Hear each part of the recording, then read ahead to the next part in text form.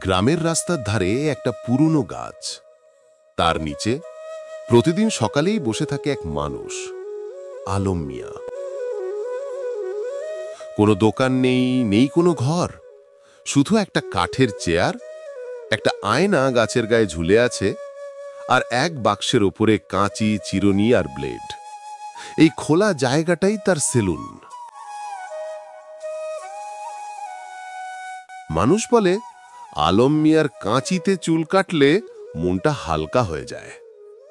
বাবা শুধু চুল কাটেন না, চুলের সঙ্গে সঙ্গে মানুষের মনটাও সাজিয়ে দেন। কেউ চাকরির গল্প করে, কেউ দুঃখের কথা বলে, আর বাবা সব শোনেন, চুপচাপ হাসেন, বলেন, মেহনত করো বাবা, কোনো কাজ ছোট না।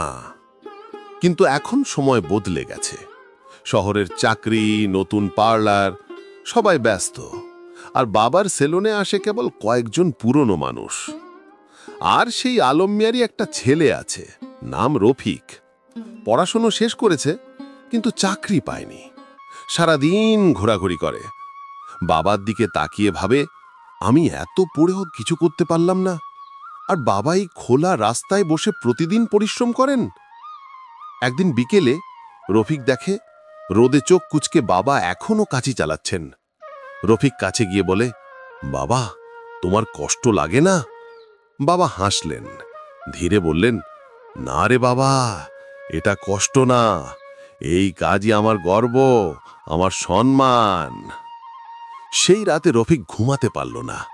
বাবার কথাগুলো বারবার মনে ভাসছে।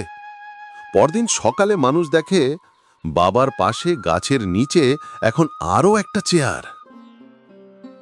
রফিক নিজেই বসেছে বাবার পাশে, হাতে কাঁচি, চোখে সাহস। মানুষ অবাক হয়ে বলে, এই ছেলে এখন বাবার মতো চুল কাটে?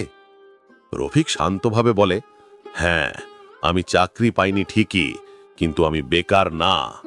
আমি আমার বাবার ঐতিহ্য ধরে রাখছি।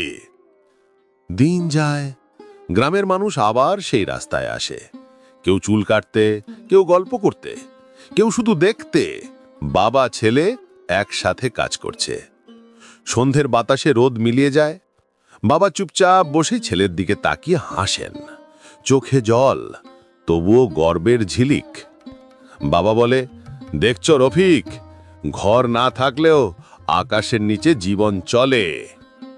এখন মানুষ সেই জায়গাটাকে এক নামেই চেনে, খোলা আকাশের নিচে বাবা ছেলের সেলুন, যেখানে বেকারত্ব না, আছে ভালোবাসা, সম্মান আর ঐতিহ্যের গন্ধ।